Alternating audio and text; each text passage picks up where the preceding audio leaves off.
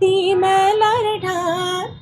আমার সকাল কাটে না মাগো, সকাল কাটে না, আমার সকাল কাটে না মাগো, সকাল কাটে না, ইত্যাদি আরো অজস্র দেশের গান। আমি ছোটবেলা থেকেই দেশপ্রেম দেখে দেখে বড় হয়েছি। বাবা যেভাবে হৃদয় লালন করতেন দেশকে, দেশের মানুষকে, সেটা দেখে আমি মুগ্ধ হতাম। তো একটি দেশের গান আমি একটু 2 লাইন শোনাচ্ছি। না জাগলে গাছের ডালে হাজার পাখির ঝাঁক, না শুনলে কুয়ার থেকে লাল মোরগের ডাক। গান এতটাই জনপ্রিয়, আমি বলবো যে তার লেখা গানের ভেতর থেকে 90% গানই মানে অসম্ভব জনপ্রিয়তা পেয়েছে।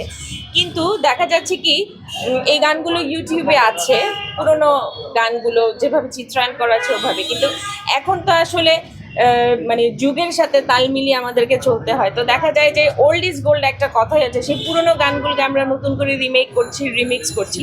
এটা নিঃসন্দেহে ভালো একটা দিক আমি বলবো। যেমন কিছুদিন আগে আমরা একটা কিছুদিন আগে না, মানে বাবা মারা যাওয়ার 1 বছর, বাবা 2022 সালে চলে গেলেন, 2023 সালে আমরা বাবার একটা ইউটিউব চ্যানেল লঞ্চ করি, গাজী মাজহারুল আনোয়ার আমাদের গান নামে। একটা কোম্পানির সাথে সম্পৃক্ত হয়ে আমরা করেছি। তো সেখানে বাবার লেখা পুরোনো গানের ভেতর থেকে 8টি গানকে আমরা সিলেক্ট করেছি, এবং গানগুলো নতুন করে কম্পোজিশন করেছেন ইমন সাহা, সত্য সাহার ছেলে। এবং গানগুলো আমরা প্রত্যেকটা তরুণ প্রজন্মের শিল্পীদেরকে দিয়ে গাইছি, কারণ আমরা চাই যে এই গানগুলো তরুণ প্রজন্মের কণ্ঠে আরো হাজার হাজার বছর বেঁচে থাকুক।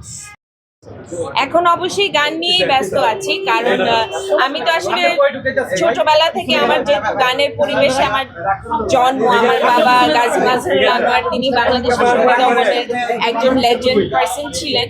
তো আমি সবসময় চেষ্টা করেছি যে বাবার লেখা গানগুলোকে তরুণ প্রজন্মের সামনে আরো বেশি করে আনতে, পুরোনো গানগুলো স্পেশালি। কিন্তু বাবা আসলে যাওয়ার আগে আমাকে বলে গিয়েছেন যে শুধু পুরোনো গানগুলো করছো, আমার লেগেসি ধরে রাখছো, আমি খুব খুশি। কিন্তু একজন শিল্পীর মেইন আইডেন্টিটি হচ্ছে তার মৌলিক গানে।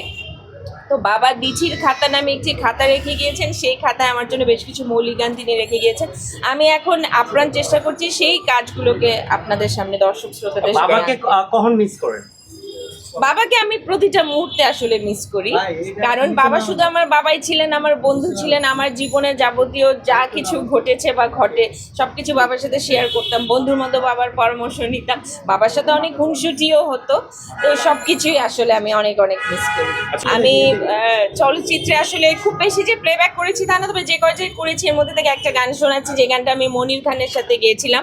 একটা ছায়াছবি ছিল ডান্ডা মেরে ঠান্ডা, সেই ছায়াছবির একটা ডুয়েট গান আমি শোনাচ্ছি 2 লাইন।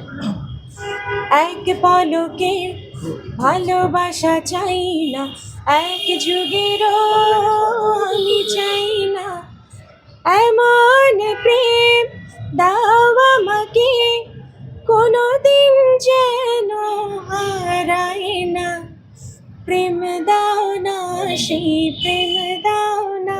এটা আমার একটা প্লেব্যাক করা, আমি মনির খানের সাথে করেছি, এবং আমি এমনকি এন্ড্রু কিশোর আঙ্কেলের সাথেও প্লেব্যাক করেছি। অনেক বড় বড় শিল্পীদের সাথে আসলে কাজ হয়েছে। তো আমার এটাও ইচ্ছা আছে যে সেই গানগুলো ওই সময় খুব একটা প্রচার পায়নি বা প্রসার পায়নি। আমার ইচ্ছা আছে আমার নিজের গাওয়া গানগুলোকে আমি আবার নতুন করে গাইবো, নতুন করে দর্শক শ্রোতাদের সামনে আনবো। এটা আমার